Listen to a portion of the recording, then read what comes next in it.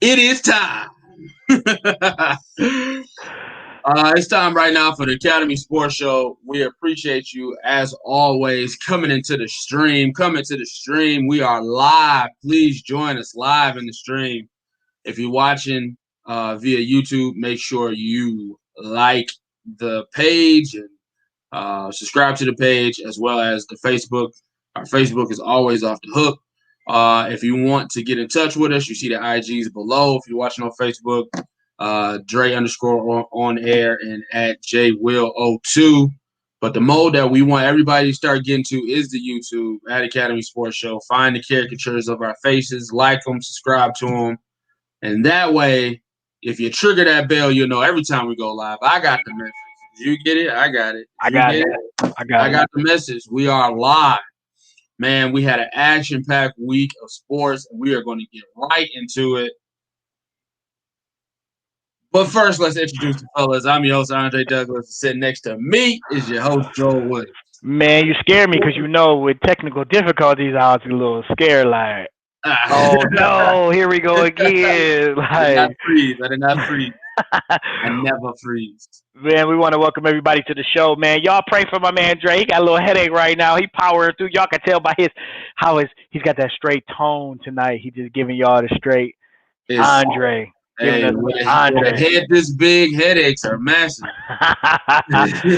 We want to welcome everybody to the show, as you heard. Make sure you hit the bell. Make sure you like us. Make sure you subscribe so you know what's going on. We're going to dive right in. It's the Academy Sports Show Live. It's a Tuesday edition. We appreciate y'all joining us tonight. Already we see people jumping into the feed. We got 6 people in. Make sure you shout out. Make sure you say hello so we know you're there, so we know what's up. But we always like to open up the show with something that we like to call This Week in Review. And normally we would do, go back to last week and look at things. But really, we don't have to go back that far this week. It's a lot of interesting things that have gone on in sports over the weekend. A lot to talk about. And we're going to get into a lot of that tonight. But just throw a couple of headlines out there just to talk about baseball. Dodgers in the World Series came back from 3-1 to beat the Atlanta Braves and to win the NLCS and get to the World Series. So tonight the World Series opens Dodgers and Tampa Bay Rays. So that is going to be an interesting series, contrasting sides. You have the Dodgers, who are the high-priced, a lot of free agents, Moneyball, in the sense of they had enough money to get all these ballers in here. And then you got the Tampa Bay Rays, who are playing on a budget. And the interesting storyline of this World Series is you have pitching on Tampa Bay versus pitching on the Dodgers, but you have this offense on the Dodgers, and both of these teams were created by the same general manager. So years ago, that general manager was in Tampa Bay, and now he's in LA, and he's brought both of these teams to a moment where they will be coming together to match up in what many hope to be a great series. And baseball, which started out with COVID issues, has now gotten through to the Fall Classic in October in a marathon chase to the finish. And now we have the big show. So it starts tonight. After you watch us or hang with us, or if you want to throw up something on your TV while you watch us on your other mobile device or on your computer, feel free to do so. 3 things. They're in a bubble, right? They're in a bubble. Does that general manager get 2 rings, get a ring either way? No. Yes. No. So he does not get a ring for Tampa Bay because he left Tampa Bay. He wasn't there with them this year and left and came to LA. He left Tampa Bay back in 2014 and joined the Dodgers, and then brought the Dodgers back to relevance again. And then is this the Dodgers' 3rd year in a row in the World Series? This is the Dodgers' 1st year in the World Series. They kept losing in the NLCS. 4. Okay. All right. Gotcha. Yep. In other news, let's see here. The Dallas Cowboys lost again. You ever watch Jalen and Jacoby? Keep it moving. All right. Keep it moving. All right. Okay. Also, this weekend, the Big Ten starts up. We'll talk a little college football. Big Ten starts up this coming weekend. Michigan at Minnesota. Michigan State, I think, plays Rutgers, maybe? I'm not sure. Somebody sorry, but Michigan. Oh, you State fans, come in. Yeah, I'm not sure who that is. But so Big Ten football starts up this weekend. We finally have a horse in the race. We can finally root for our region again. Over the weekend, you had some more college football upsets. Georgia, not necessarily upset, but Georgia Alabama was the big game of the weekend. Alabama beat them soundly, and Clemson is still number one. So thank you, Stu. MSU plays Rutgers. So this will be interesting to see how college football now gets this handle. Ohio State, Michigan, and the other teams in the Big Ten that want to compete, hopefully for a college football playoff. The Big Ten starting now has no wiggle room whatsoever. If somebody gets COVID and they can't play for 3 weeks and a team can't play, that's pretty much it. Right now, the way the Big Ten schedule is 8 games, with that final game taking place, with the Big Ten championship taking place the day before the college football playoffs are selected. So this will be interesting to see if they can pull this off. There hasn't been a huge outbreak in college football with COVID, but definitely there's been some teams that have been impacted. So we'll see how that goes. Some there. Yeah. So last but not least, the NFL. We're wrapping up, or we wrapped up week 5 last night. We'll talk a little bit about that, but they are still fighting COVID. Like, COVID is still impacting this year in an interesting way. Do you have faith that they can make it through this 17-game season like the NBA has gotten through their season, like MLB has gotten through their season, or is getting through their season? NHL got through their season. All the other leagues have done it, and there's just one league left before we go into the abyss of no sports and maybe a second round of this pandemic. Can the NFL get through this season? I mean, tough. Did they ever come down on the Titans? I think they gave them a pass, right? So word is they are coming down on the Titans, but that coming down on the Titans has not come out yet. Gotcha. So we'll have to see how this goes. Okay. Yeah. All right. Yeah, so that's what's going on. There is another breaking story of the day involving the Miami Dolphins, but I figured we'd bring that up when we got into NFL, so we'll touch on that. Cool beans. All right, well, let's have a good transition here. Thank you for those updates and those news and notes. I know nothing about baseball. I don't want to say nothing, but I know I'm not keeping up with baseball. I didn't know who the Dodgers were playing. I know they were playing. Tampa Bay Rays. Yes, sir. Tampa Bay could be like the hotbed of sports. They won the NHL Stanley Cup. Okay. And now they have an opportunity to win the World Series. And the Super Bowl. And they host the Super Bowl. And could win the Super Bowl. I don't know about that. Let's make that smooth transition. Smooth transition over to the NBA. You know where our bread is buttered. It's in the NBA. And lots of news out of the NBA. We went through the whole King James thing. The LA Lakers are now champions. Now we're getting to next season, off-season stuff. Giannis, is he staying? Is he going? Potential free agents, potential super teams, potential people who can combat the Lakers. We're going to dive into some of those things. But one thing that kept coming up over this week and last week are me and Joe's 2 favorite basketball players, and now they're on the same team, which is the Brooklyn Nets. Kyrie Irving, Kevin Durant, making a lot of noise about what they're going to do next year. So I have a legitimate question to ask my brethren in the comment section and right in front of me, right next to me.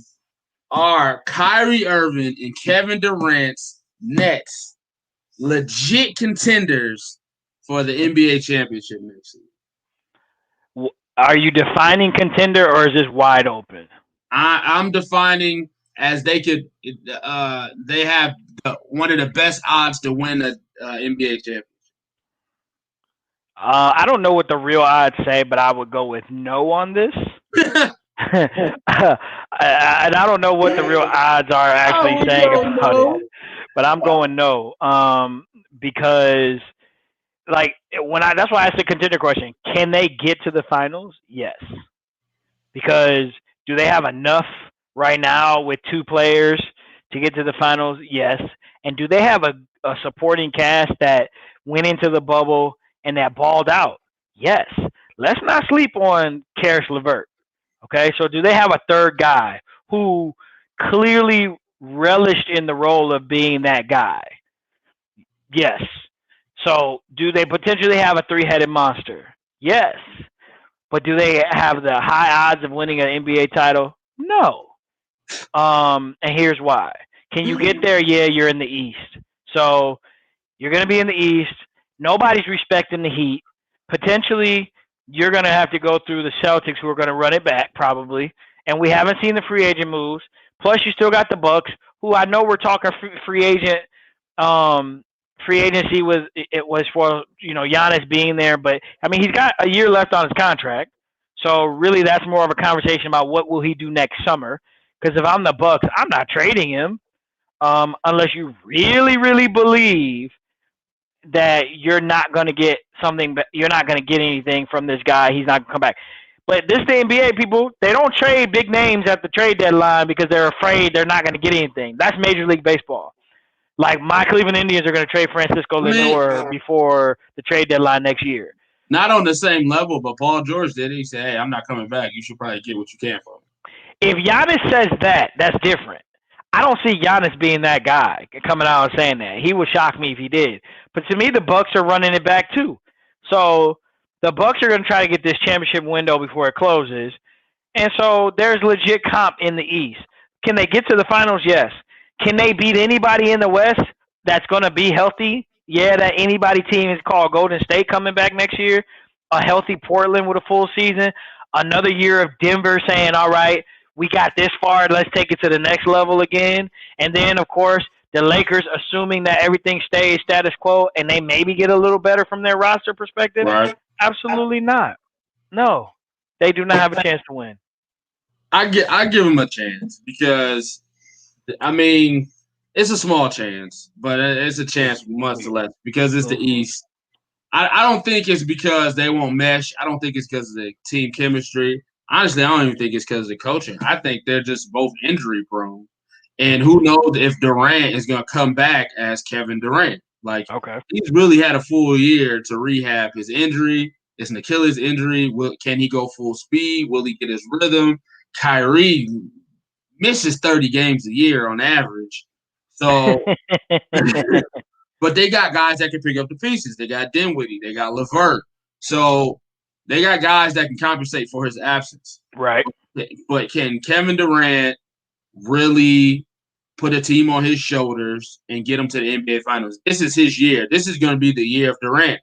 This is going to be, can he have an MVP season? Can he put a team on his shoulders? Can he win a conference? Can he get to the NBA Finals kind of by himself? Because this will be a kind of by yourself kind of thing, right? You ain't got no Clay. You ain't got no Steph. You ain't got no Draymond. You're the guy. You're the motivator.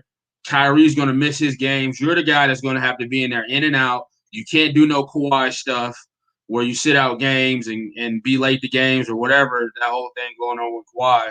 You're going to have to be the guy. You're going to have to show up. And his talent-wise alone, you would think he would show up and it be in the East. So I give them a shot. I give them a shot to win the championship because making it is half the battle. Okay, if they make it, I'm almost willing to go out and on a limb and say if they make it, I don't care who they play. I still don't give them a chance. That's a little bit of hatred going in your veins. I got something too.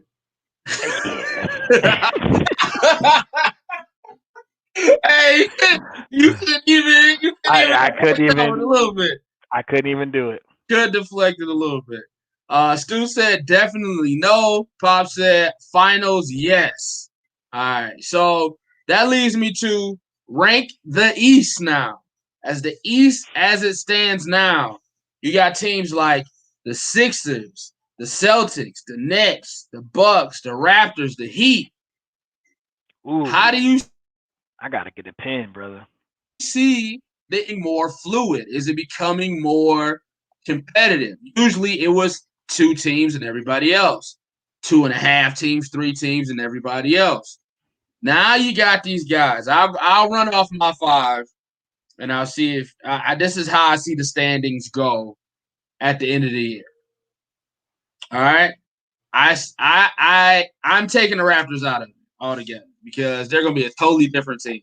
Great coaching, totally different team next year. You don't really know what they got. So my 5, I'm going record-wise. I'm going Bucks because they're going to run it back. Celtics, Nets, Sixers, Heat. So you said Bucks, Celtics,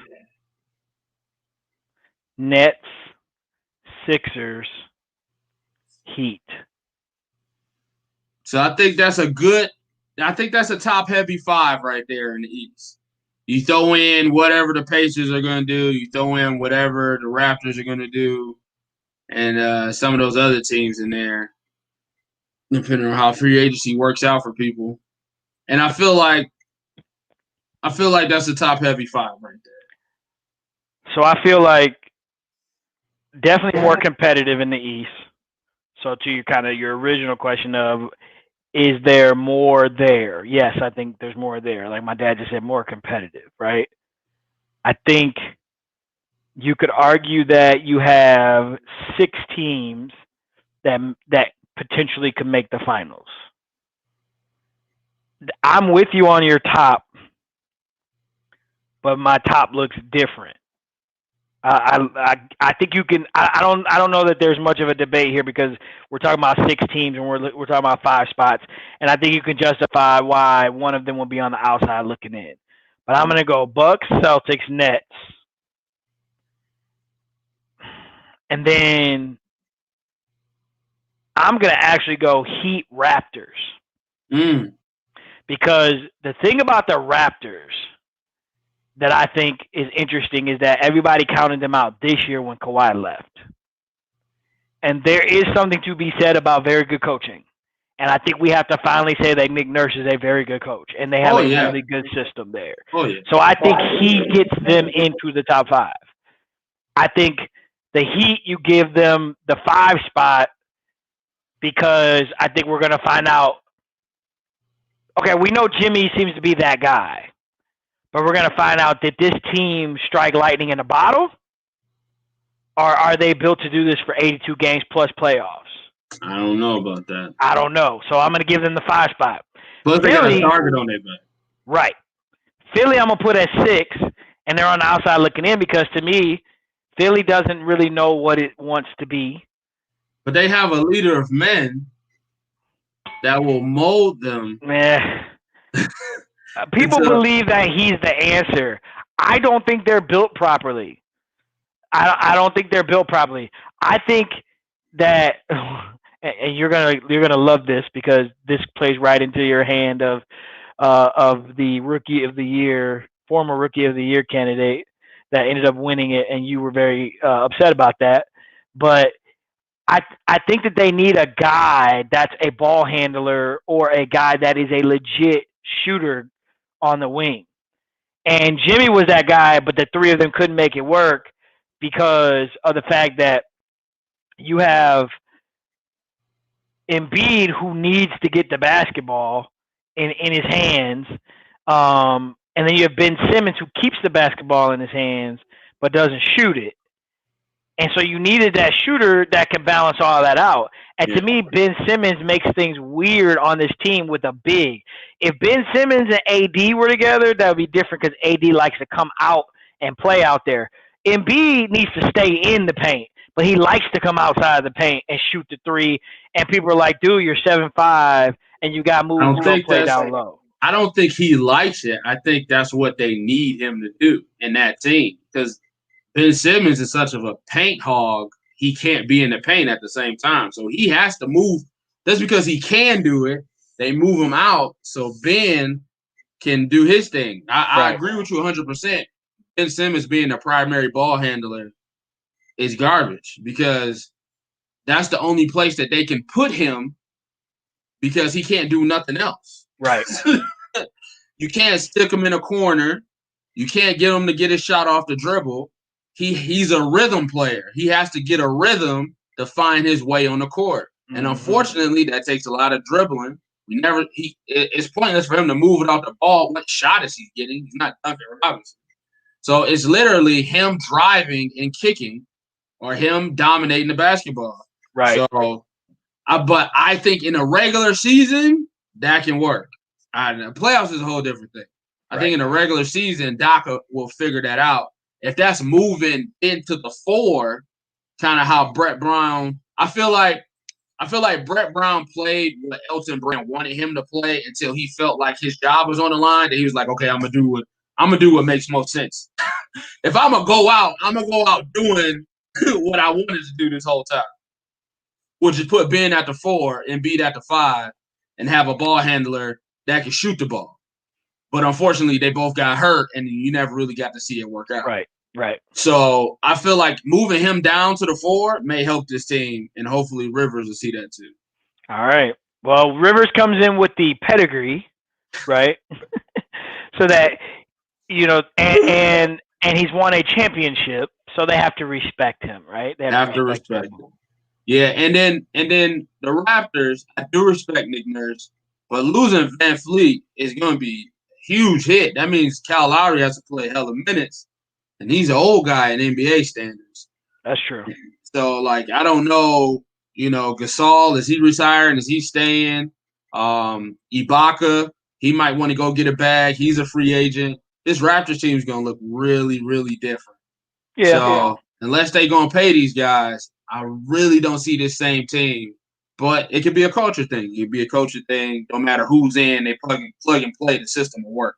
Right. As long as they got Siakam. Well, we'll see. We'll see. They're saying Van Fleet is expected to get a contract similar to Malcolm Brogdon, and the Knicks are interested. The Knicks are interested in everybody. Yeah, Brogdon signed a 4-year deal for $85 million with the Pacers last season. Yeah, Van Fleet's getting paid, most definitely. The Raptors ain't gonna pay him. Pretty much Kyle Lowry was saying, at the press conference, we was trying to get Fred paid. So Fred go get his money, and that was the last, run back for him as a Raptors. Ibaka, that might be different. They might throw him a 120 or 220 or something like that to keep him there. Nobody's really gonna spend a lot of money on a 30-plus-year-old power forward. Right. So maybe he can find a deal that will suit him. They may have to overpay him, but their main piece, which was Fred, they might have to let that go. So let's move it over to the West. So the Lakers are the kings, right? The Lakers are the kings of the court. The Lakers are there. Who is the biggest threat to the Lakers? Is it the Clippers, the Nuggets, or the Warriors? Sir, it's the Warriors. Oh, it's the Warriors, bro. They play together, though. Okay. Well, they have. I mean, they have. They won 2 championships together. So the supporting cast and true. Wiggins, they really haven't played together. Dre and Wiggins played a little bit. All things considered, let's say they're healthy, right? Let's say they come back. So I like the fact that they didn't come back this year. Probably could have if they rushed them and there was a reason to. Full off season, 2 full off seasons and a season, even though it was shortened, but it was long at the same time. And then you get another off season to go at it again.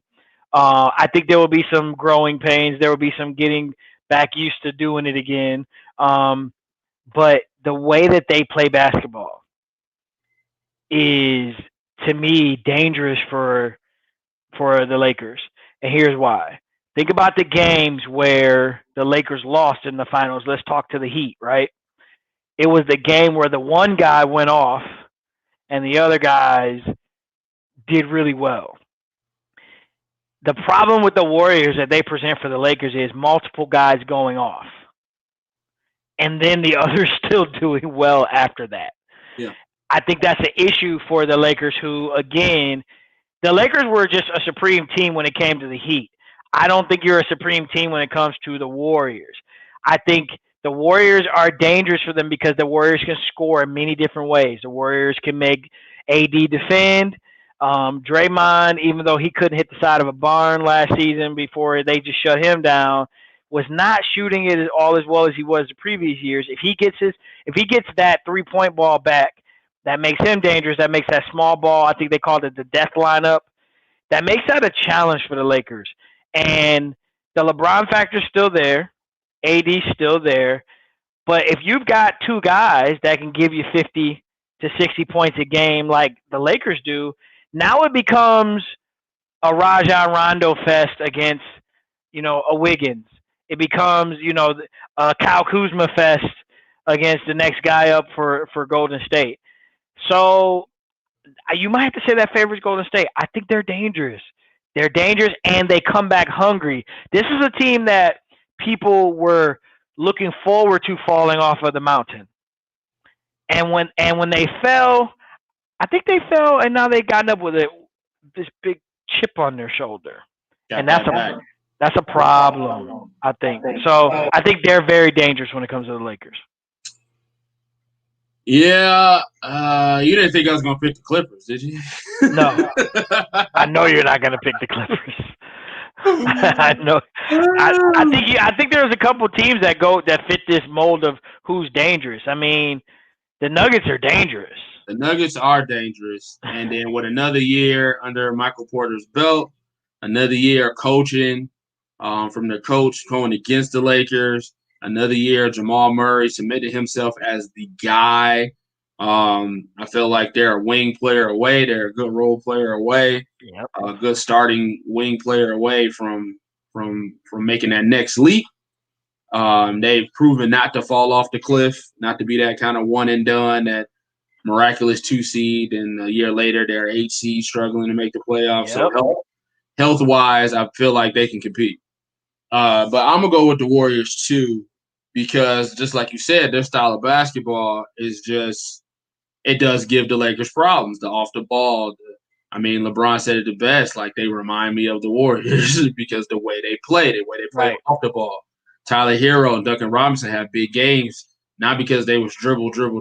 It's because they was coming off screens, hitting big shots, hitting contested shots, and that's what Steph and Clay does. Like, Steph is the point guard, but he don't bring that ball up. Dre do. So he can run off all kind of pin downs and picks so he can get open. So, and to be honest with you, we don't know what the Lakers are going to look like next year. Right. They got a lot of free agents on their board and a lot of overpaid guys. So you don't know exactly how this makeup is going to be. Let's talk about Chris Paul coming to the Lakers. Who knows? But we all know Chris Paul's kryptonite is Steph Curry. So there's also rumors of trade talks in Golden State as well. I've heard a couple of different packages thrown out there that include Joel Embiid to the Warriors. Yeah, I heard Jay Will throw that out. I don't know if you're Philly, do you pull that trigger to help Golden State be even better? Like, you got to get something back to give Wayne Embiid. Right. If I'm Philly, I'm more invested in Embiid than I am Ben Simmons, which is bad. Yes, I agree. You normally take the ball handler over the big in this NBA, but he doesn't score a lot. He don't do nothing. He don't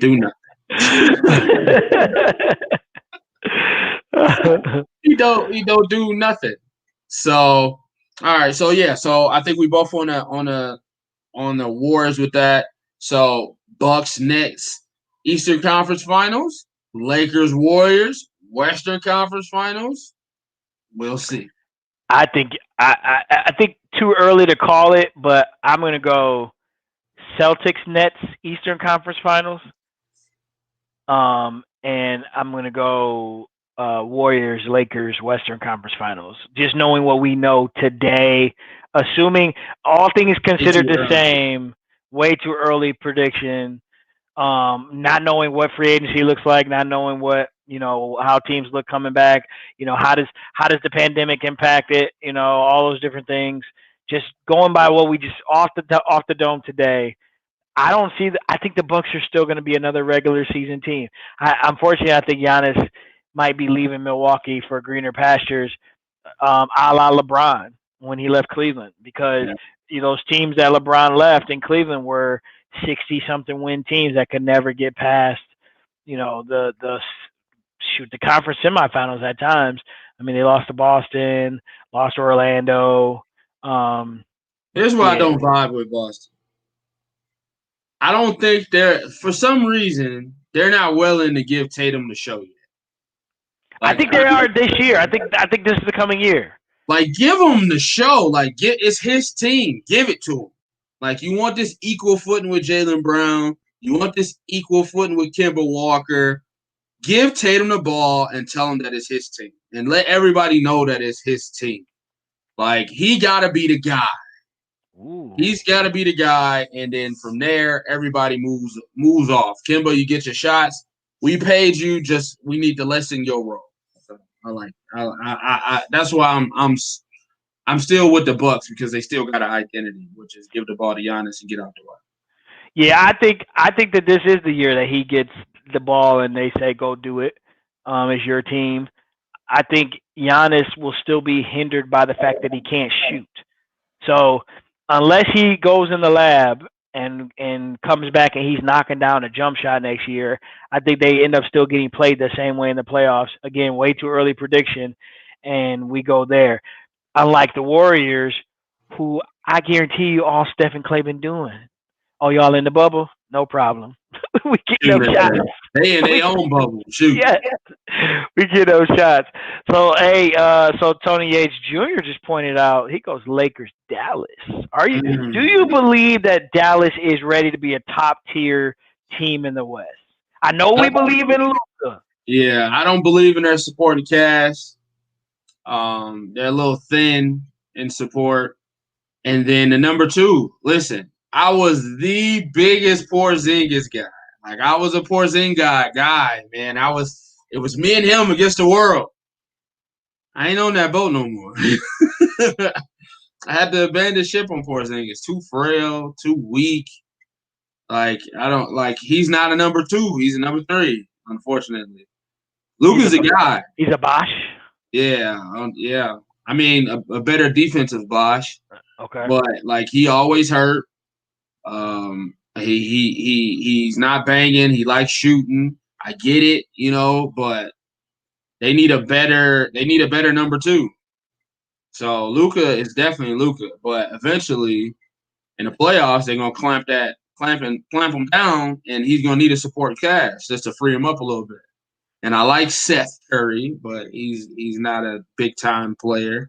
I like Tim Hardaway Jr., Trey Burke, but they're not. They're just role players.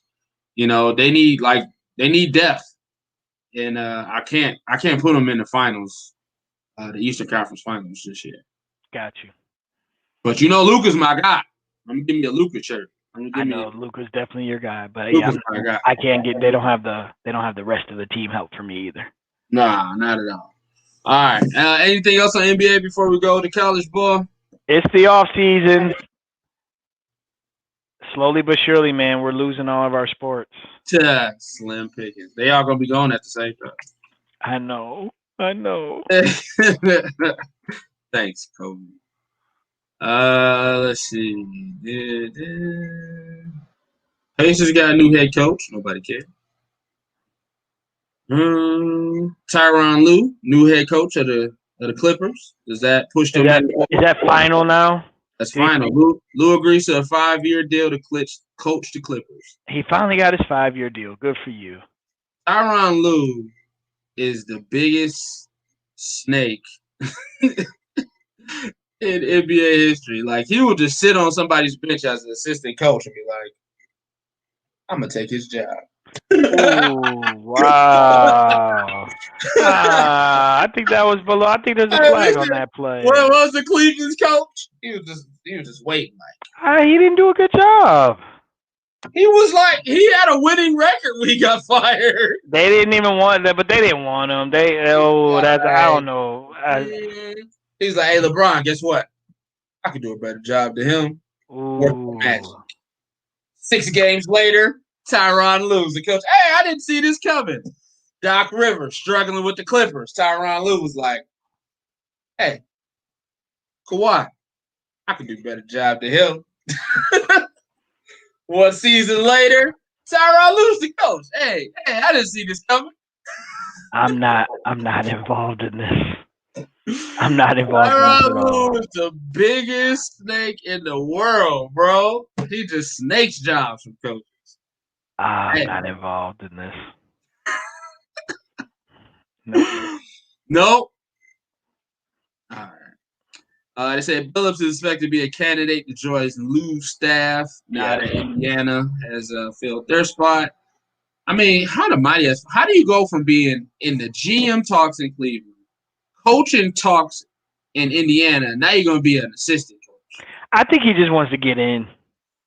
You got to find you got to get in the door somewhere. And so, what better place to do it in a high profile assistant role? Get in there and get your chance. You'll be on the first row of the bench, just like you were this year, just like you hope to always be. And if somebody's not going to give you the head coaching position, you get an assistant coaching position. You become one of those guys where everybody thinks you're a really good assistant coach, and then you get a job. Chauncey Billups going to sit in the back like, hey. So bad. So bad. And learn from the best. I did not know you were going here. I took the other ticker down. I didn't know you were going here. All right. Let's go to college ball, man. College ball. The Big Ten is back. We got great matchups coming up. Michigan is playing Michigan State. Let's talk about the Big Ten, man. And I just want to throw this out here. I think we both agree Ohio State's the cream of the crop of the Big Ten. Yes. Who is their biggest challenger? I digress to you, sir. Oh. Who is Ohio State's biggest challenger? Is it Ohio State or the field? It's Ohio State or the field. Unfortunately, I hate to say this, but it's Ohio State. Their biggest challengers themselves. Okay. Until you see anybody come close, including my alma mater. Ben? Until you see someone come close, then it'll be Ohio State and everybody else. And those everybody else's are good football teams. They're just not on that level. And that's unfortunate. Penn State's ranked number 8 right now. Wisconsin starting season number 14. Minnesota starting 21. Michigan started 18. I mean, these are good football teams. All right?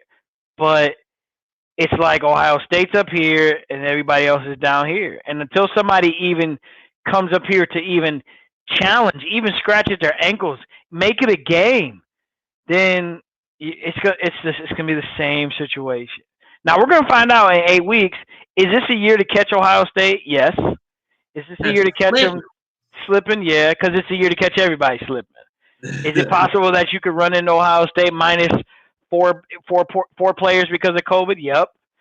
Are they going to take it as an excuse? No. But is this a chance to get an opportunity to pull something off? This is your chance. It's 2020. So out of all the years to beat Ohio State, this could be 2020 could be the one.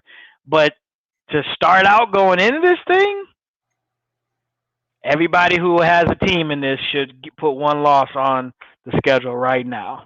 Dang. Hey, listen. I agree with you. You my college football expert. So if that's what you say, I'll go with it because I got my crystal ball. It's definitely college football this year. I'm dipping my toe in there. I'm trying to do it. Okay. Mine is as well, and it's very outlandish, but it is what it is. Do you have any inkling on what you think the top 4 teams might be? I think the top 4 teams are the top 4 teams that are ranked right now. So when you look at the current situation in the Big Ten, you have Wisconsin, Ohio State, Penn State, Michigan, and Minnesota. I think that's 5 teams. 4 of them are the top 4, and Minnesota's the 5th. I think those teams are ranked for a reason. Minnesota returns their quarterback, and they return their running back. One of their receivers. They don't return their running back. They don't return some of their players from their top defense last year, including Winfield, who went to the league. They don't return their other receivers who ended up in the league. So I think that's why they're 5. I think Michigan every year is a 10-win team.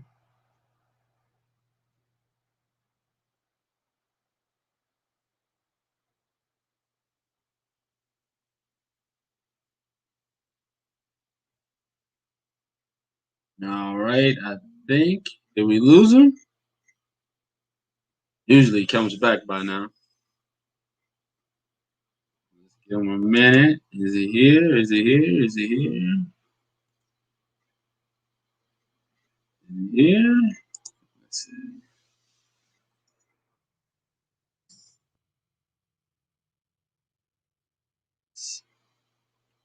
Here. All right. Well, let's just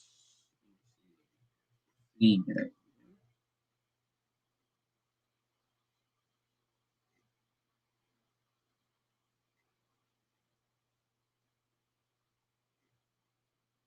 Nope, he's froze. All right. What's on the live feed? All right. So he's froze. So right now we got. So when I was asking him, when I was asking him about the top 5, so I'm looking at the top 5 rankings right now, and the rankings as follow for Clemson and Alabama. Let's see if I can share this with you. All right, so the top.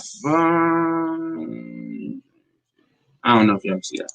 All right, so the top 5 right now: Clemson, Alabama, Notre Dame, Georgia. So Clemson, Alabama, you're pretty sure you think it's a lock, right? Clemson is what's up, bro?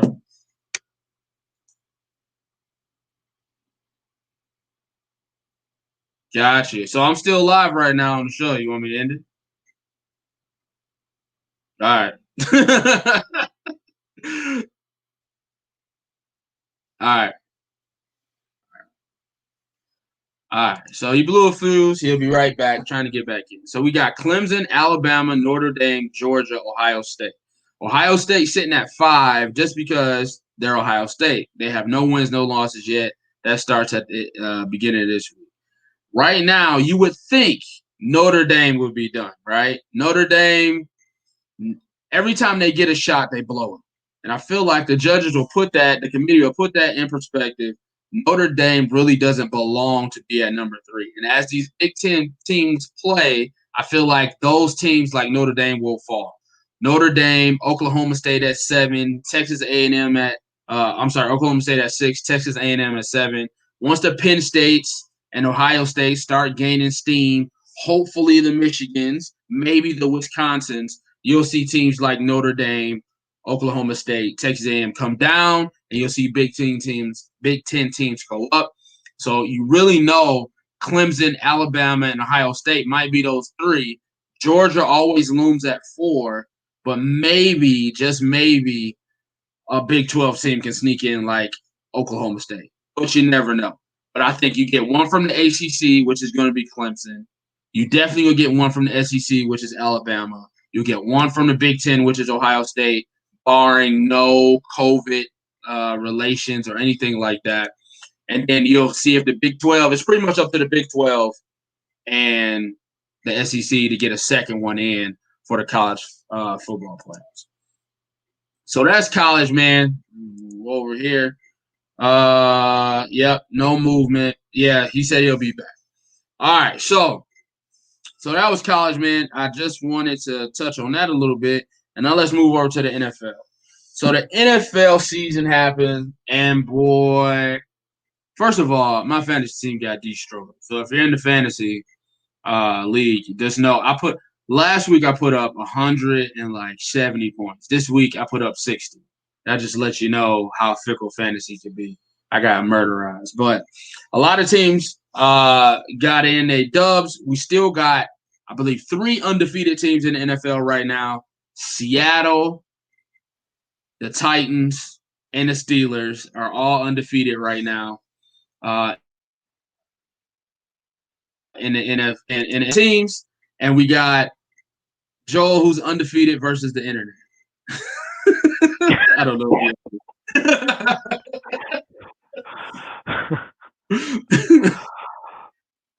Bro, that it's all good, man. It's all good. My daughter is drying her hair, super powerful blow dryer, and it blew a fuse. Super powerful. Yeah, it's definitely. It is. until she bought this blow dryer, we never had this issue. Okay. Well, listen, we'll power through it, man. We finished up college football because you weren't here to do it. So I just moved right on. I did it. I did very Thank well. You. Very good job. College football, but we moved over to the NFL. Any parting shots, college football wise? I said I believe the top four is going to be Clemson, Alabama, Ohio State. Why teams like Notre Dame and Oklahoma State are ranked so high because the Big Ten hasn't played. So hopefully you see teams like Penn State and Michigan creep up, but that fourth seed will probably either go to a second SEC team like Georgia or maybe a Big 12 team might slip in. Yeah, actually, I think that spot's going to go to Notre Dame again, and unfortunately, that means they're going to lose in the college football playoff. Yeah, that's so pointless. People should know that they don't deserve it. They suck. Yeah, I mean, but they are in the prime position. They play in the ACC.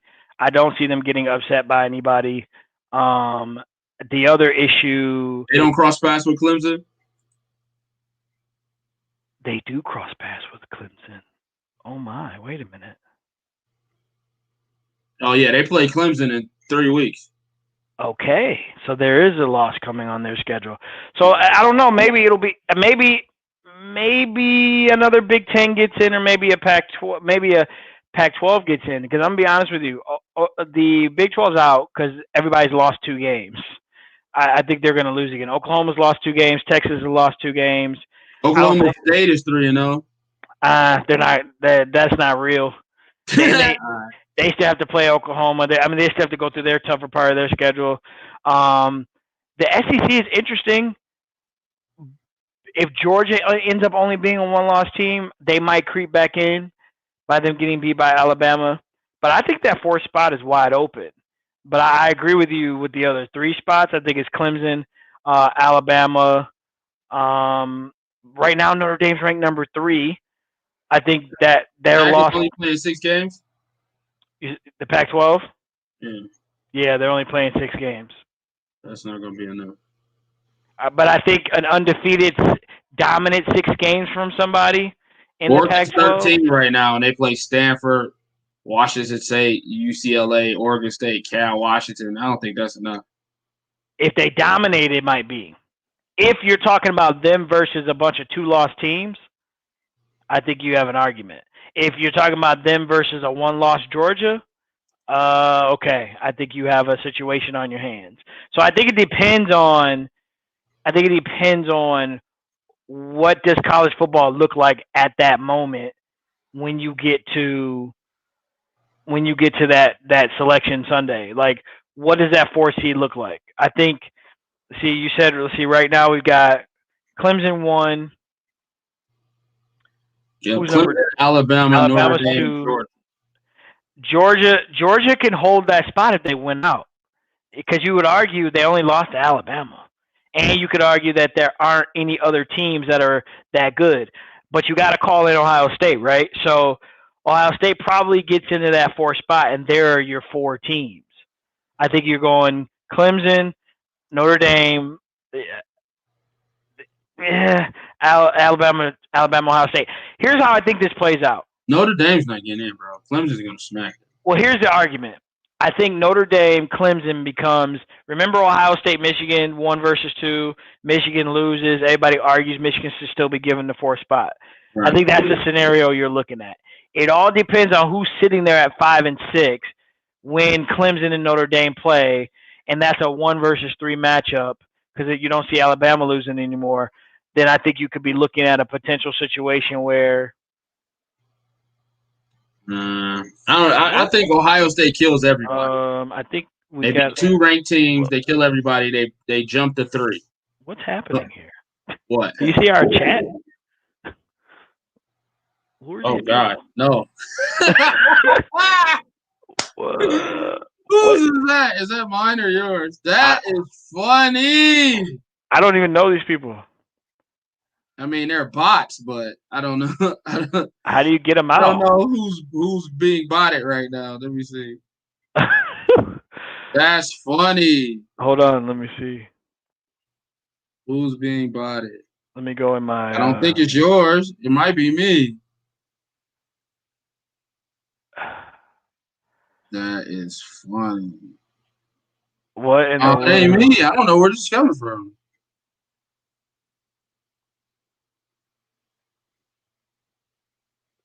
Yeah, like it ain't me. We getting botted by somebody. We're getting botted by someone.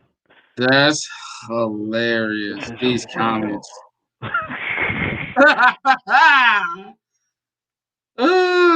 It's you. I know. This is crazy. It's you being botted. This is all under you. That's funny. Oh my god. I'm being. That's never happened before. I'm being botted.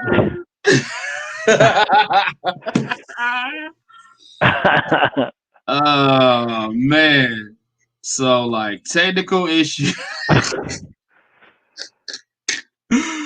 This has been the best show ever. Oh my gosh. I don't know how you get rid of that, Brett. Other than to stop your feed. I did. Okay. This is horrible. Okay. I'm on the other screen and you're like, do you see that? Like, this is ridiculous. Oh man, I wish y'all could see this, but I feel like it would be highly inappropriate to show you. Let's just say the bots are trolling and very provocatively. You know what? I think the good thing about this was that we can only see these, right? Yes. Well, they can see them on your page. Yeah, but they're all watching on YouTube, thankfully. Okay. All right. We appreciate everybody watching on YouTube this week. Okay. So I've since deleted that. Okay. Wait a minute. No, it's still on. It's still up. Oh, okay. No, the old feed is still up on YouTube, on Facebook right now, but it's the last comment in that feed is Tony saying Lakers versus Dallas. All right, so this show just went left with the comment section. Okay, cool. And sir, please change your profile picture. You don't look like that anymore. Okay, I will do that. I would do that as well. All right. Anyway, where were we? All right, so let's wrap that up. So we'll see. I think at the end of the day, we'll see how college football plays out. But it will come down again to that final week and who is sitting at that 4 spot or at that 5-6 spot, because we know Notre Dame's going to lose. Hey, listen. Hey, just so people know that we're not lying, just put up like one non-suggestion. Okay. So listen, if y'all on YouTube and y'all not knowing what we're talking about, this is an example of the things that are popping up right now. From Becca and Natalie. Yeah, these comments are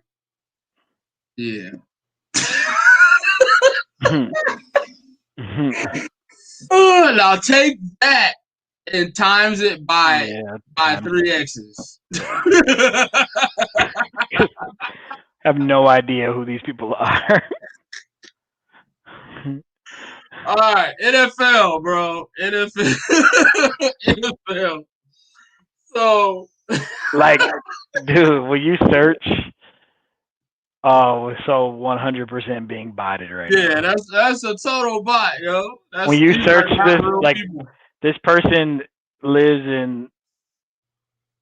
Yeah, this person actually lives in Ohio, according to Facebook. But when you click on them, it is straight up. Yep, it's a straight up quintessential bot that has 4 pictures, and they're from Columbus of all places, and all of their friends are guys who fell for the botting. Oh yeah, most definitely fell hard for it. Wow, we got botted on Facebook. Great. Just hard too. Your sister said, "Oh no." Yep. So All make sure you're right. watching on YouTube or on Dre's Facebook page because it is no longer on my It's page. no longer on your page. You need your security up. Man, all right. So NFL, man. NFL. I was telling them how I got killed in NFL in fantasy this week. I scored 170 points last week, and I scored 60 points this week. You So it really? beat You only scored 60 points? 60.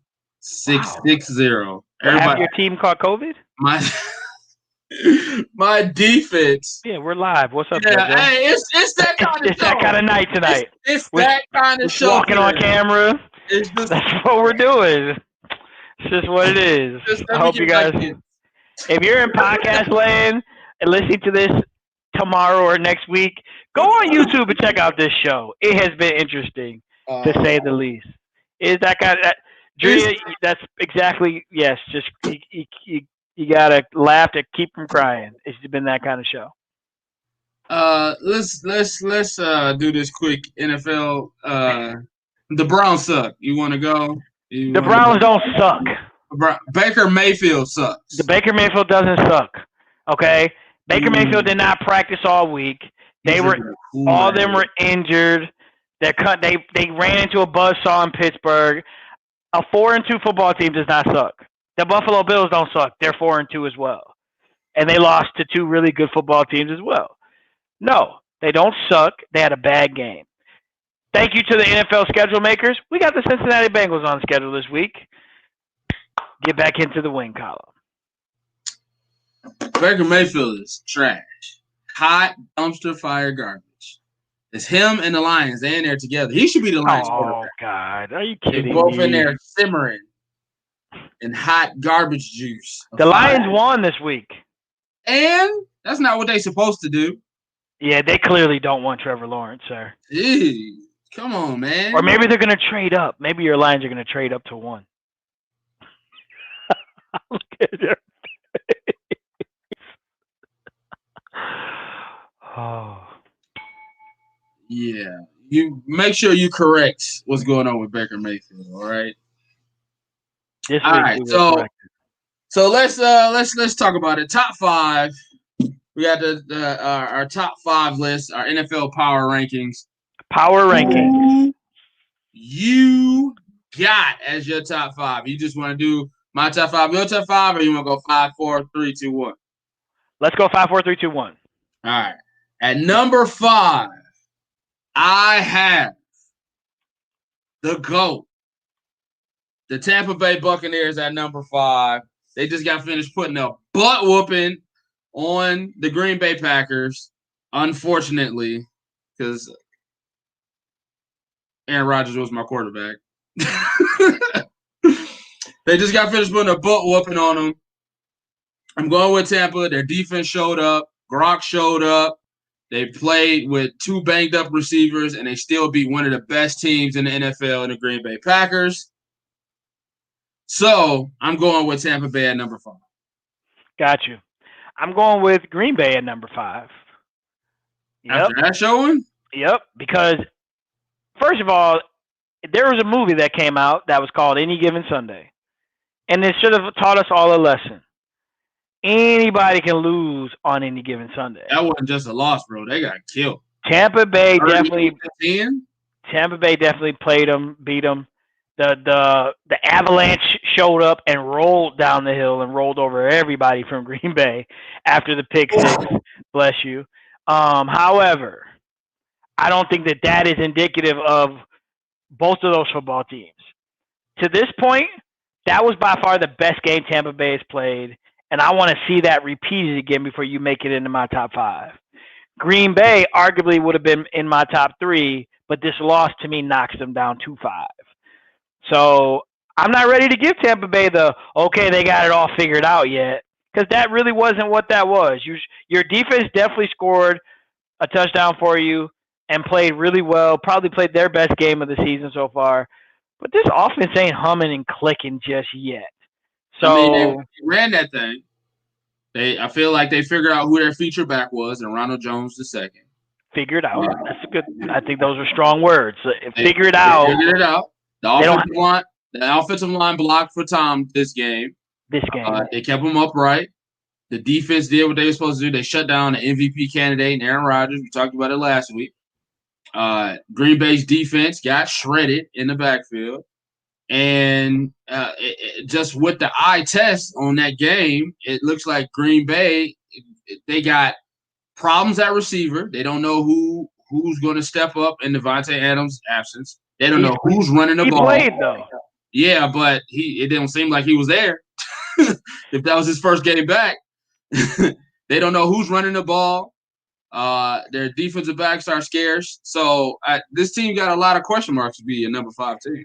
That's interesting. This team's 4-1.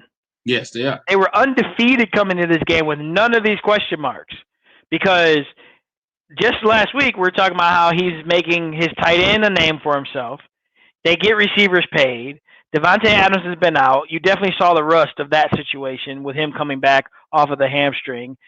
The defense hasn't been world beaters. They're not that kind of defense. They usually keep everything in front. They finally got their defensive tackle back.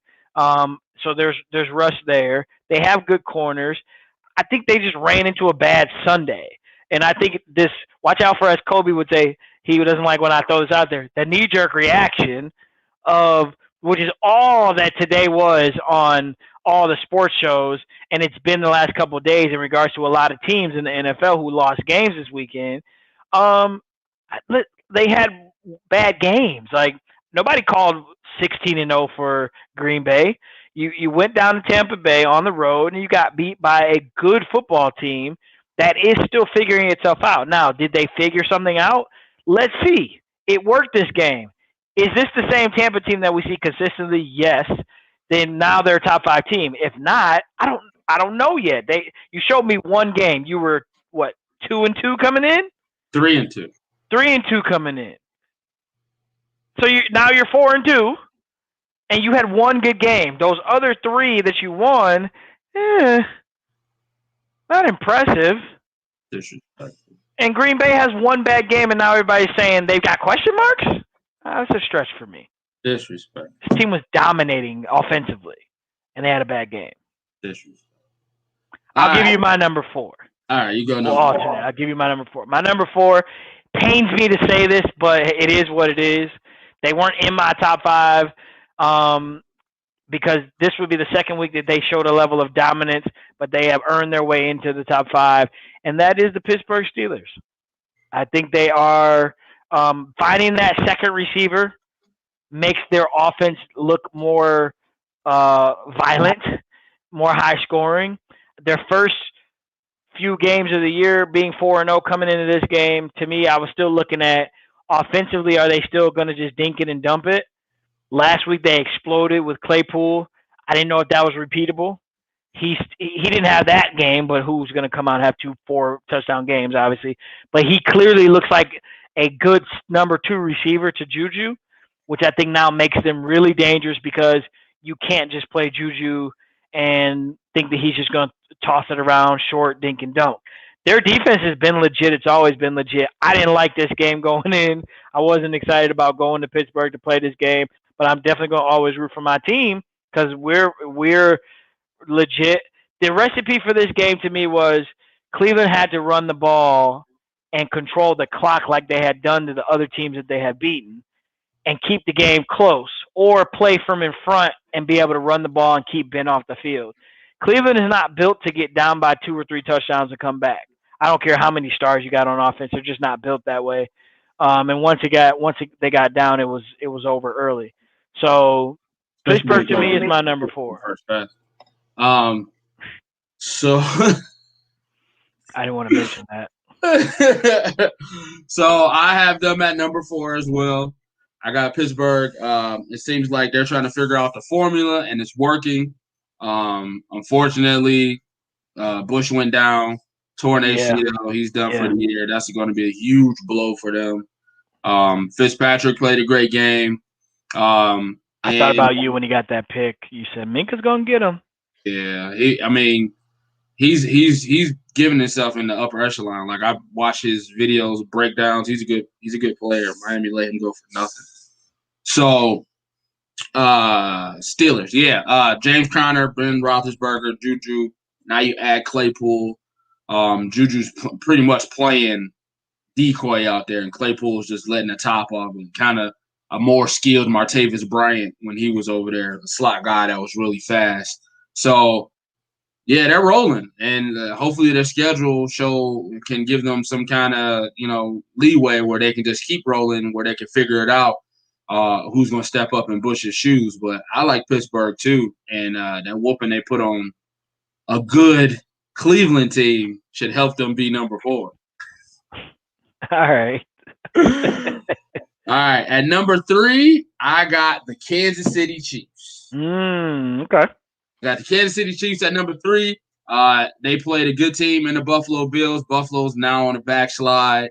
So how good really is Buffalo in that Kansas City win? You don't know.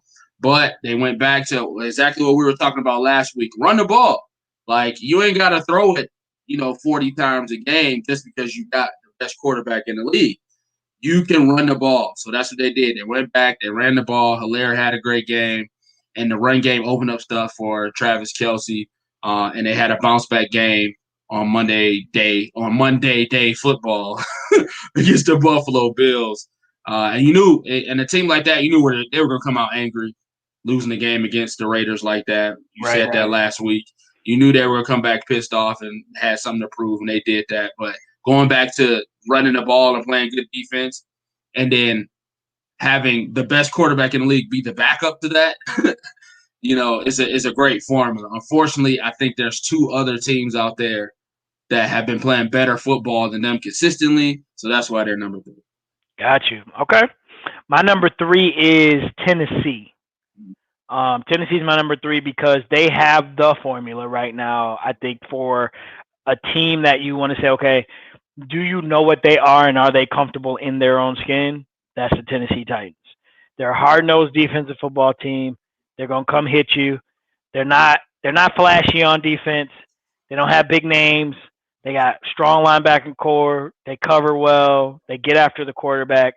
Offensively, this team controls the football. And now, where I wouldn't have said this last year about them, I'm being made a believer. Partly because he scored me 34 points this week. Well, while at the same, and he might be my resident starter over Drew Brees for the coming weeks.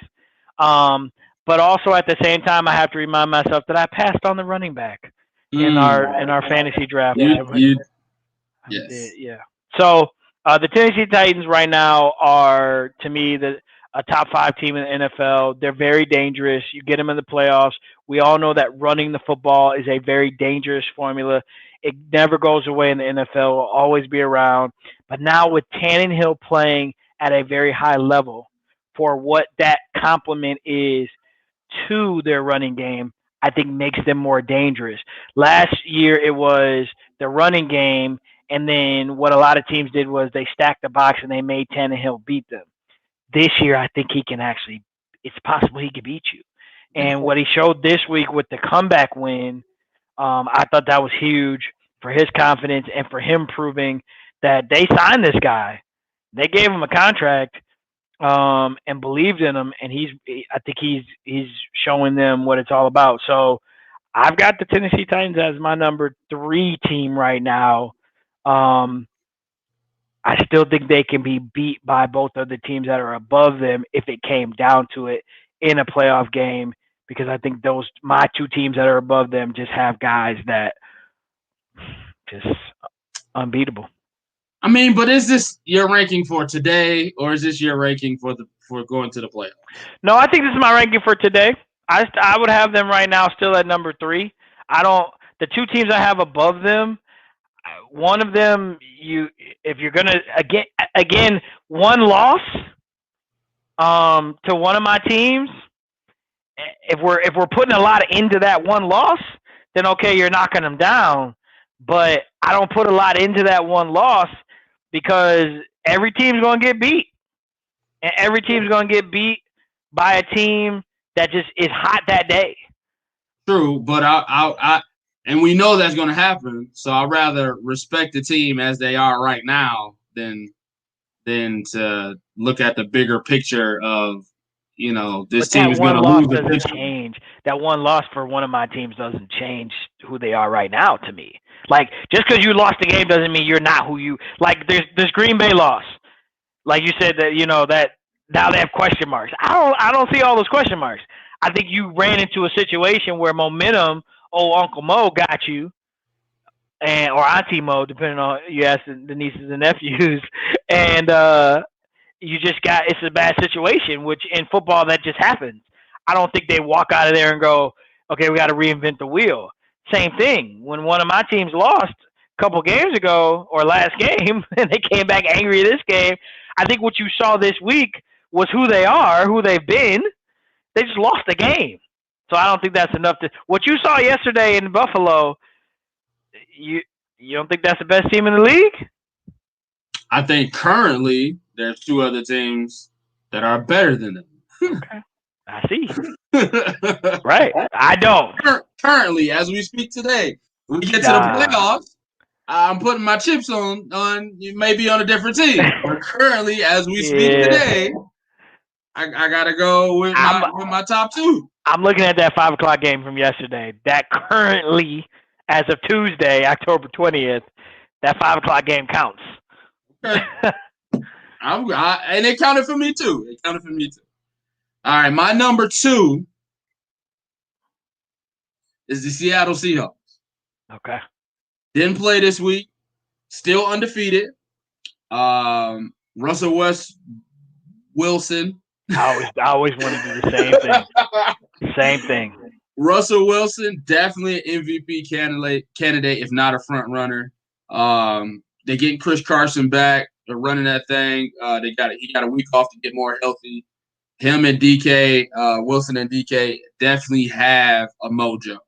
Like so much that Tyler Lockett has been shut out. Him and DK, I mean, they're going to be great for years to come. It's just the defense this year. Now, is the defense going to step up? You would think so. It's the Seattle thing to do is to have a good defense. Later in the year, it gets colder. Their defense will step up. But currently, that's only rating them from my number one team is just that defensive deficiency. My number one team, I believe, is an all-around encompassing good team, scores points, defends well, runs the ball, passes the ball, everything. So that's the only reason they didn't get number one. And plus, I think the people that they've beaten, which is Seattle, it's probably a little less of a tier than the people that are my number one team. But that's nitpicking. So that's the only reason that I got Seattle at number two. So my number two is the same team. It's the Seattle Seahawks. For everything you said, I think the one thing that is their question mark is the defense, like you said. I think that will get better because of the environment, because of the weather change. Although it's going to be interesting to see not having fans. So that is a tough place to go play in December. Yeah. That is a tough place to win a playoff game. But that's also when you have the 12s screaming at the top of their lungs in what many say is the loudest stadium in the NFL. So to go up there and deal with those fans it's always raining there. It seems like cold, wet, and the Seahawks they play well in that environment. It'll be interesting to see. However, they're my number two because of Russ. Russ to me is the leading candidate right now for the MVP. I think this is the year for him to get it. And like they're saying now is let him cook. Him having DK, him having a running game, they're winning games now because of Russ, and that's the next level for that team. They don't points. Yeah, they don't need that defense to be all world anymore. When it used to be the other way, it used to be defense.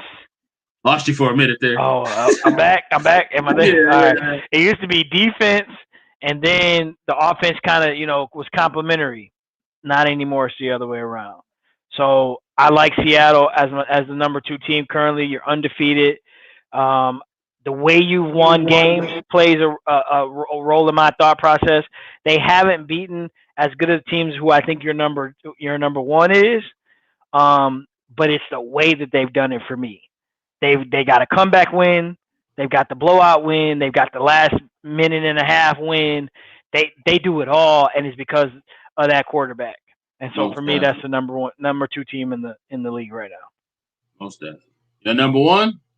My number 1 is, until you knock them off that pedestal, baby, it's the Kansas City Chiefs. Until you show me something about this team that doesn't tell me they're the best team in the league, I'm still with them. Their defense has never been all-world. It's similar to Seattle. It's not an all-world defense. What they saying now? It's the offense for me. Okay, like when that offense plays like they play last night, currently, that's a tough team. Listen, even the defensive-minded Tennessee Titans are gonna beat this team, and that's even with them running my number 1 like that. You ain't have to say that. You could have waited. That's even with running the football. Kansas City still looks like that juggernaut. And the piece of it this year that to me has them next level of better than they were last year is Clyde Edwards-Helaire, is the running game. Last year it was kind of running back by committee, and then Williams kind of took it at the end of the year. They kind of did it that way. You got a guy that you can give the ball to, and he can get you the running game going, and you could throw it to him. So now your offense just became even more deadly because everybody can do everything. Oh, by the way, number 10's still there too. You can put him in the backfield if you want to, or jet sweep the life out of him. Oh, by the way, you can still throw it to the tight end. Oh, by the way, there's the Hardiman of the world and so forth and so on. Oh, by the way, they signed Le'Veon Bell.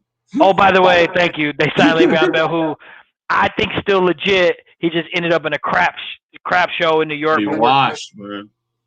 And then, oh, by the way, Patrick Mahomes still plays quarterback for them. So, yeah, sorry. One game, you lost to the Raiders.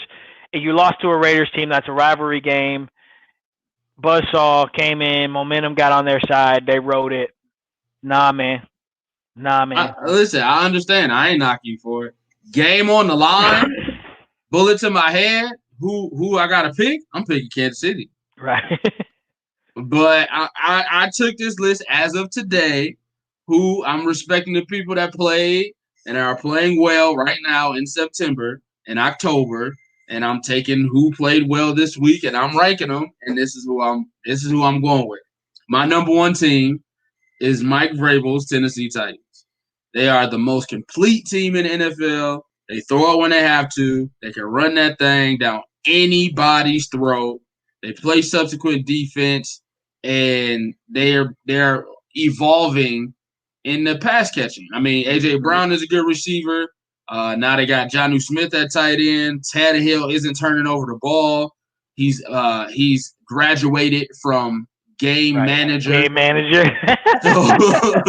So and this coach is just injecting a lot of confidence into him. So. And they're putting up 35, 40 points on people. Like, it's just not like grind out games. The way their offense is set up, they can do that. But they're smacking folks.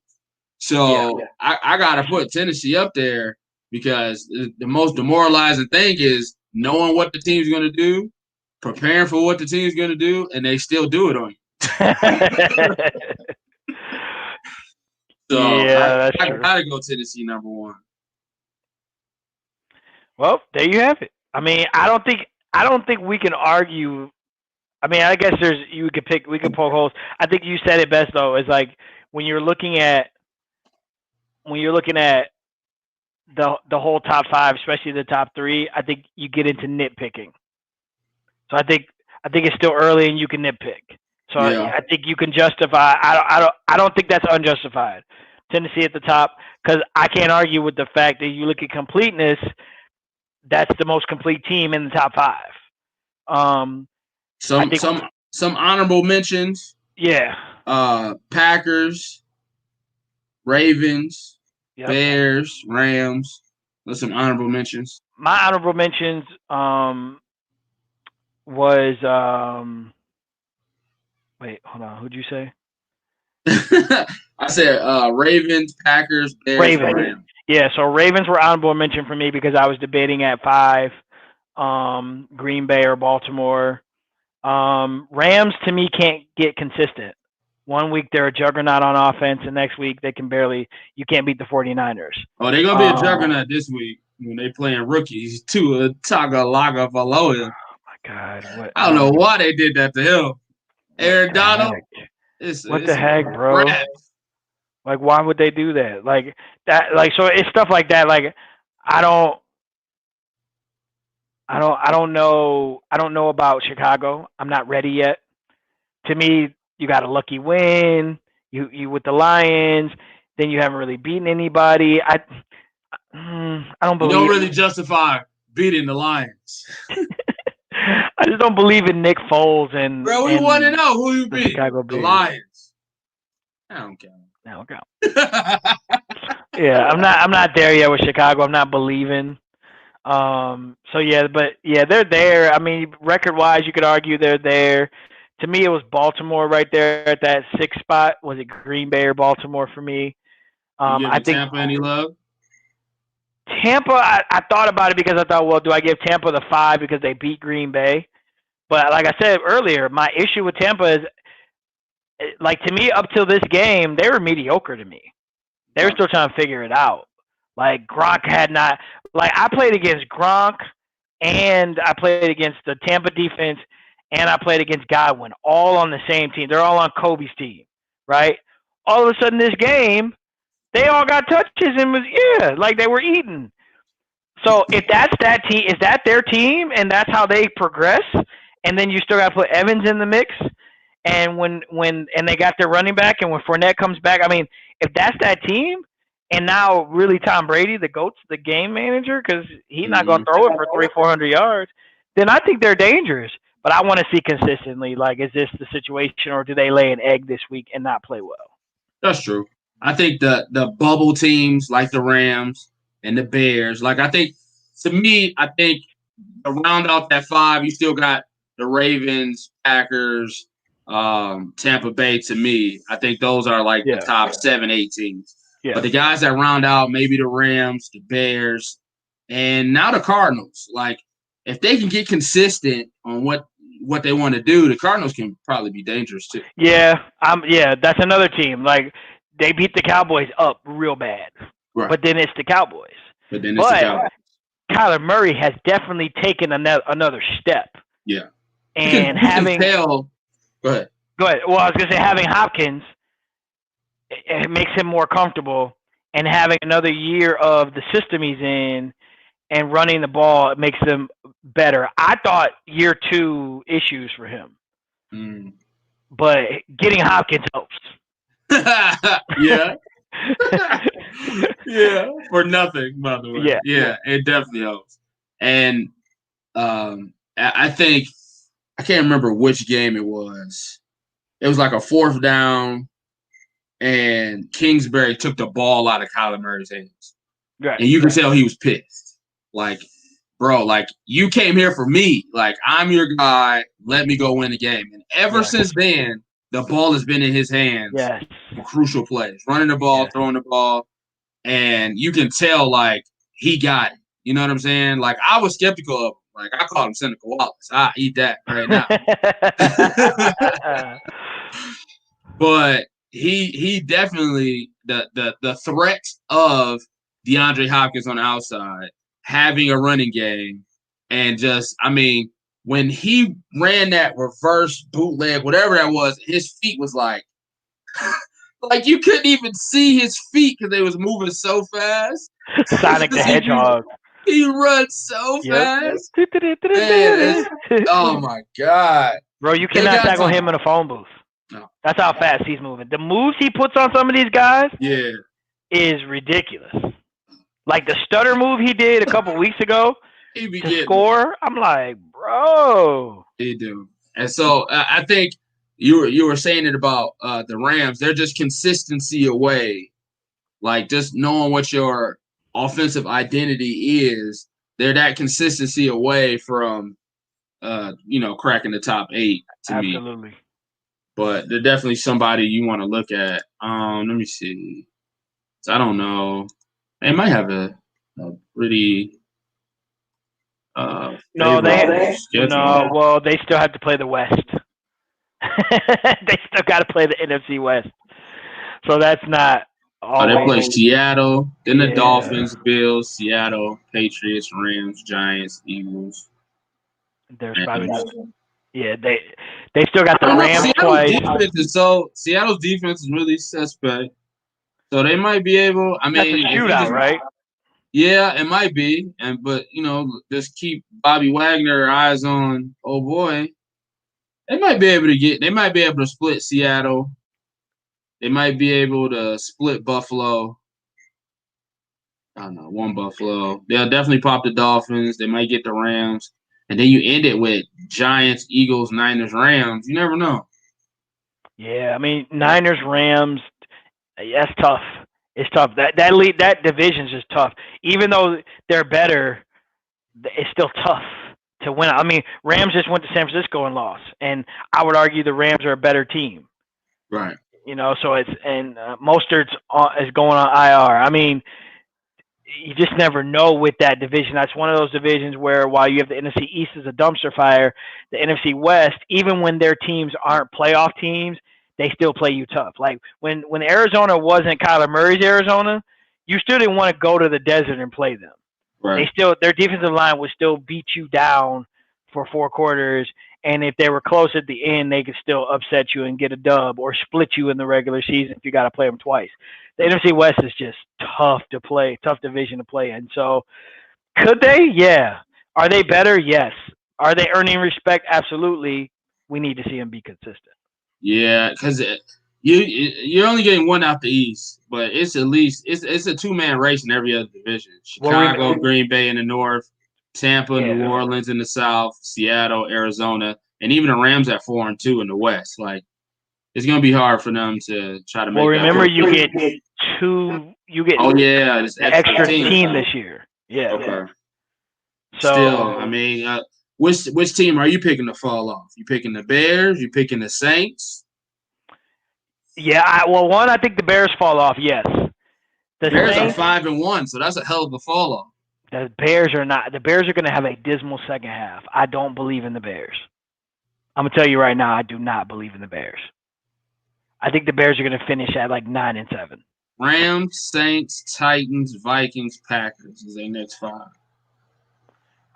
I don't believe in them. Yeah, I don't believe in them. I'm sorry. Any Chicago fans listening in podcast land, I don't believe in your Bears. All right, let's get the crystal ball predictions. Or do you want to do crystal ball, or you want to do NFL prediction next week? Okay. Let's do NFL predictions because we just run those and then we'll go into crystal ball. All right. So next week's schedule. All right, starting off week 6. No, we just did week 6. Starting off week 7. Man, we are in week 7. Wow, that was fast. Waited so long for this, and now it's going by too fast. Thursday night, New York at Philadelphia. Carson Wentz going to continue to suck. And they almost won. Yeah, they almost won.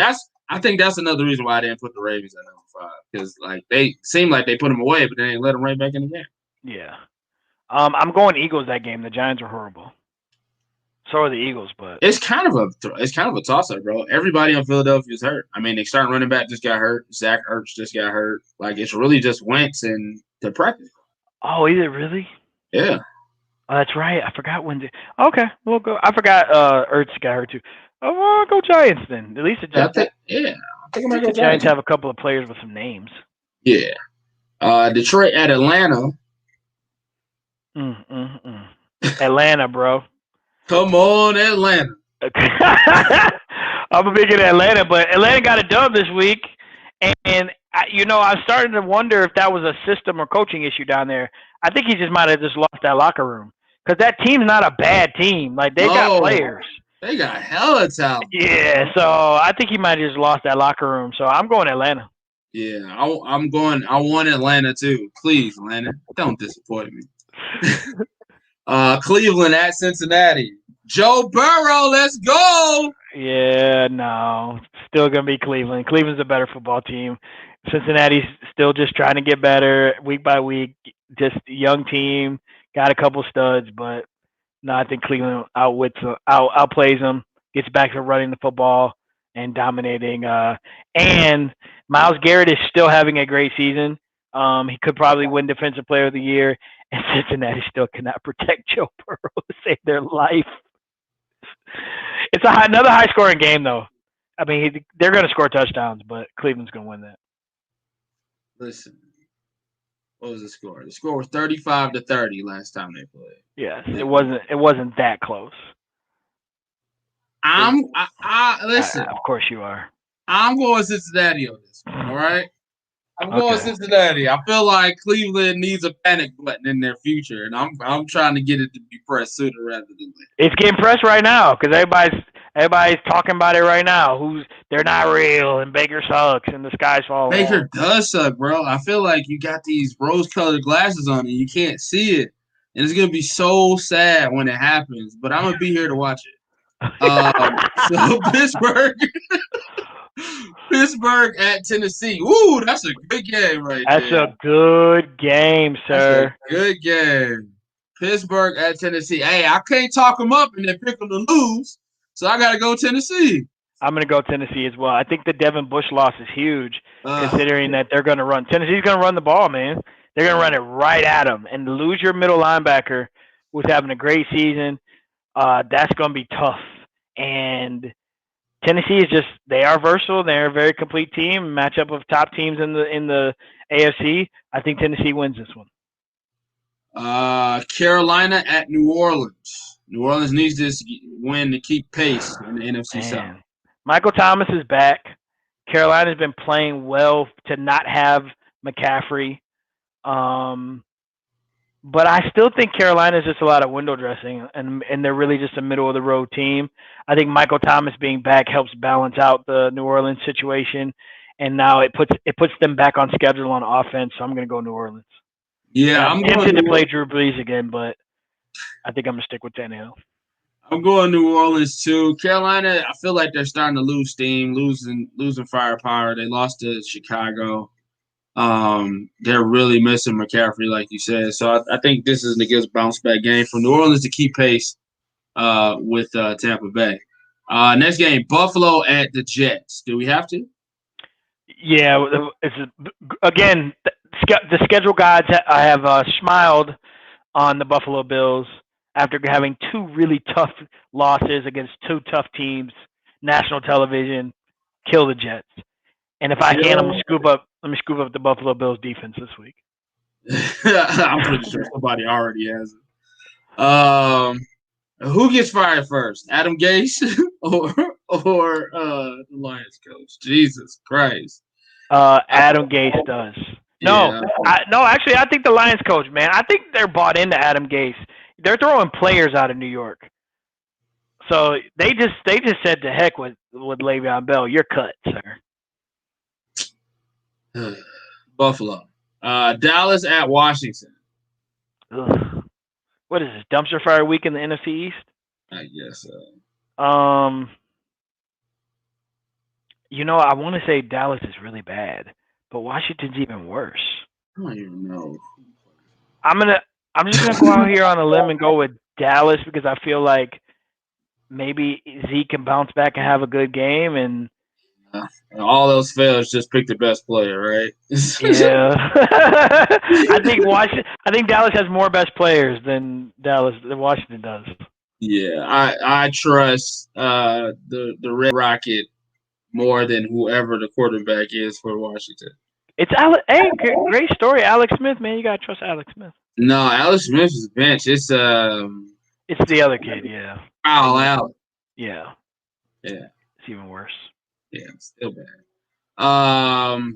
Yeah, Dallas. Green Bay at Houston. Green Bay, bounce back game. Bounce back for Green Bay. Yeah. Seattle at Arizona. Woo wee, that's a good. Well, we're gonna find out, right? We're gonna find out if Arizona's real. I'm going Seattle because I can't make them my number 2 team in the league and have them lose to Arizona. True. I think it's gonna be a shootout though. I don't want to see Russell Wilson lose, but I think the game plan though also comes into play here, and I trust the game planning of Seattle more than I do Arizona. oh And man, I think the defense can hold them down enough. talk me out of it. Why don't you? All right, Seattle. I was about to do it, but then I was like, yeah, they still got Bobby. Yeah. I still go with Seattle. All right, Kansas City at Denver. Kansas City. San Francisco at New England. New England. Garoppolo returns to New England. True story. There's something wrong with New England. I don't know. Something's wrong with New England. I'm going to tell you what's wrong with New England. Cam didn't win. Now, yes, he took them to the Super Bowl his MVP year, but Cam didn't win in Carolina with nobodies. He ain't winning in New England with nobodies, sir. And that's the problem. You got youngsters. You got N'Keal Harry, and yeah, you can still go to Edelman, but I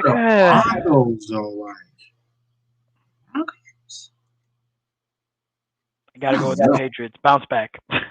This is the bounce back episode. I'm going with San Francisco. Okay. Jacksonville at the Chargers. I want to say Chargers, but what Chargers team is going to show up? Hey, listen, that boy Herbert throwing that thing though. He's definitely throwing that thing. So let's go with them over the Jacksonville Jaguars. Best player on the field, Herbert. Yeah, he throwing that thing. I ain't gonna hold him up. Tampa Bay at Vegas. Hey, so this is the opportunity to me for Tampa Bay to show that they're consistent. This Vegas team is dangerous. Like, if they come out and don't turn the ball over, they are a dangerous team. I can't wait to see that stadium filled up with people. This is a tough pick for me, man. I'm going Oakland in this. I mean, Las Vegas in this upset, because everybody's gonna ride high on Tampa Bay going into this. But I don't know if Tampa Bay is consistent yet. I'm going Vegas on this. Yeah, this is definitely a trap game for Tampa. Oh, for sure. A game that a lot of people will pick on to do, but I feel like Jacobs, man, this would be his game to get off. So I'm leaning towards Vegas on this one. Okay. Monday night, Chicago at Rams. I don't believe in the Bears, so I think it's the Rams show. I think the Rams at home. I think they get back to playing their same old way, and I want to see Nick Foles under pressure. I just don't believe in the Bears like that. Here's the thing. So the Rams, the play action is their thing. They have no healthy running backs. So it's really just golf. Really, is Derek Goff a good NFL quarterback? And going against that Bears defense, I don't know, to be honest with you. Mm-hmm. It's pretty much defense versus defense, line versus line, Khalil Mack versus Aaron Donald. And I'm going to go Bears. I'm going to go Bears. Okay. No, I'm going to go Rams. It didn't sound right coming up. You just don't know about the Bears. You don't know. I feel because I'm like, maybe Nick Foles can pull something out of his hat, but like he don't got no running game either. Who's his best receiver? Allen Robinson. He's probably gonna get locked up by Jalen Ramsey. Like, it's just for everything I want to pick the Bears for, the Rams have a counter. So yeah, I'm going Rams. I'm sorry. I tried Bears. Bye weeks: Baltimore, Minnesota, Miami, and Indiana. All right. I can't believe the Bears. I mean, look at this. They beat the Lions. They beat the Falcons. They beat the Giants. They beat the Panthers. And they beat the Bucks. And the Bucks, they just faltered in that one. Yeah.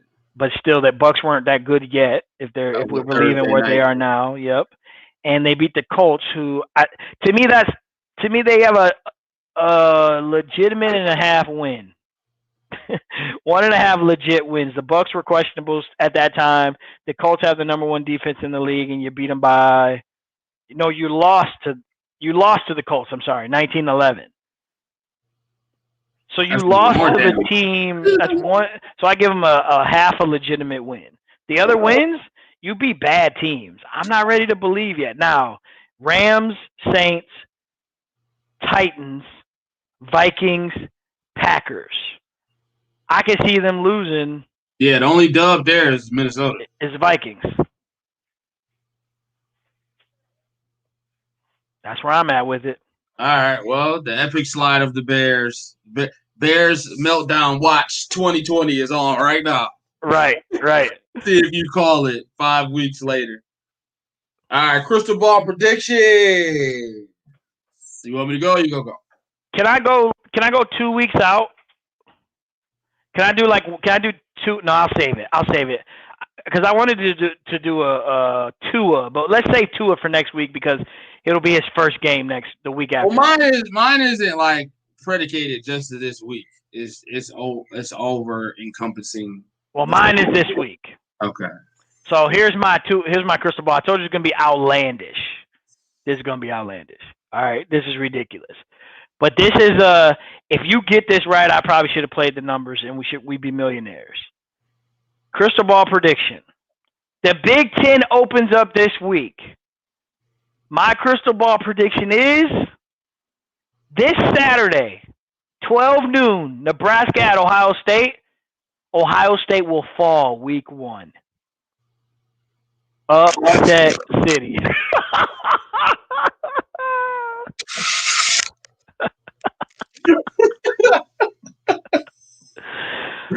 House, what? You just said there was a juggernaut. Sir, crystal ball. That's what this is about.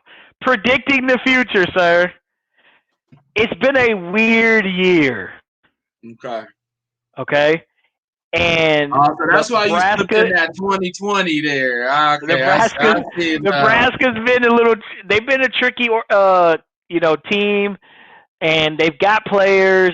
They've always been kind of right on the cusp of trying to get into the upper echelon of the Big Ten. I think this is a trap game for Ohio State, even though it's the first one of the year. Nebraska was one of those teams that wanted to play. They feel like they got a squad. Yep. So I just think this is a weird game. I don't like opening up with Michigan and Minnesota either. But from word on the street is Minnesota got COVID, so that'll be interesting to see how this plays out. But that's my crystal ball prediction. I'm probably wrong. I called it. I said it was outlandish. But this is one of those I called it moments. This game will probably be over at the end of the first quarter. But I didn't really find one just specific to this week. But I found one that's specific to me. All right. So I am on the record of saying Trevor Lawrence is the best quarterback that the Lions should take for this season. Correct. But I think all the pundits say Trevor Lawrence should go number 1. I think this is the season that Justin Fields distanced himself from Trevor Lawrence of being the number 1 draft. I think Justin Fields is going to go absolutely bonkers this year. And he's going to definitely make people think about picking Trevor Lawrence number 1. He's going to be that guy that goes, he's a dual threat talent. He can make every throw. He makes no mistakes. And even though Trevor Lawrence is the prototypical Andrew Luck kind of guy, the way the league is going, if Justin Fields balls out this year, I'm talking about 50 touchdowns, 5 interceptions, Heisman Trophy, in 8 games, football playoffs. Right. I feel like he'll be able to leapfrog Trevor. Okay. That is a bold prediction. I see it happen. Very bold prediction. Happening. I see it happening. So he'll go to the Jets, and Trevor Lawrence will fall to us. Dude, the way the Lions are playing, they're going to be like the 5th pick. They're going to have some wasted pick that they have nothing to do with. They're going to pick the little quarterback from the little team that played 1 game. UMass? Or the North Dakota, or the kid from North Dakota? Yeah, they're gonna pick North Dakota State. He got no film, but everybody says he's great. Hey, everybody loves him. Yeah, everybody loves him. Tune into our draft show next year. Book it. Oh wow! Absolutely book it. Oh, all right. Man. So we love our sponsors here at Academy Sports Show. One being Mike Vaughn's Plumbing. Both licensed and insured. Vaughn's Plumbing provides top quality services at great prices. Whether it's just getting up to cold water, proofing, or daily home services, we suggest you call the man. 313-304-7786. VaughnsPlumbing.com. Did you see that? Did you skip? No, you skipped on my side. Oh, you skipped. You skipped on my side too. Let's get off this thing. Go to VaughnsPlumbing.com. .com. So you can see the map of the areas that they service as well as the services that they provide. But we suggest you call the man.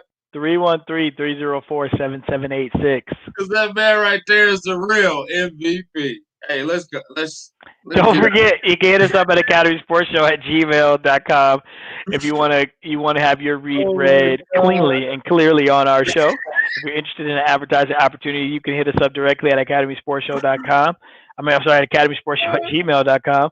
Also, don't forget to follow us on YouTube at Academy Sports Show, or follow us individually on IG at Dre_on-air or at JWill02. Or you can follow us on Facebook at Joel Williams or at Andre Douglas. Man, what a night. If you listen to us out in podcast land, we appreciate you. You can listen to us on SoundCloud if you just use the SoundCloud app, or if you want to, you can also check us out on iTunes on the Purple Podcast app. So we are podcast, as Dre loves to say, aux cord worthy and ready at any time, or earbud ready, or Apple iBud, earbud, podbud, whatever those things are in Dre's ear. He's high tech now.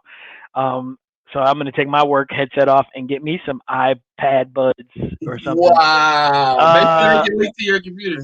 Right. So you can hit us up, check us out. And as always, we appreciate you guys for joining us tonight. All right. It's time to get about this joint. Hey, listen. Power loss, internet loss, kids, XXX comments. It's just been a night. Been a night. Maybe we need to go back to Mondays. Maybe we're going back to Mondays. Yeah, we're going back to Mondays. We'll see you guys next week. Maybe the bots won't. Tuesdays about. We don't want it. No part. I want no parts of Tuesdays anymore. We're going back to Mondays. Maybe the bots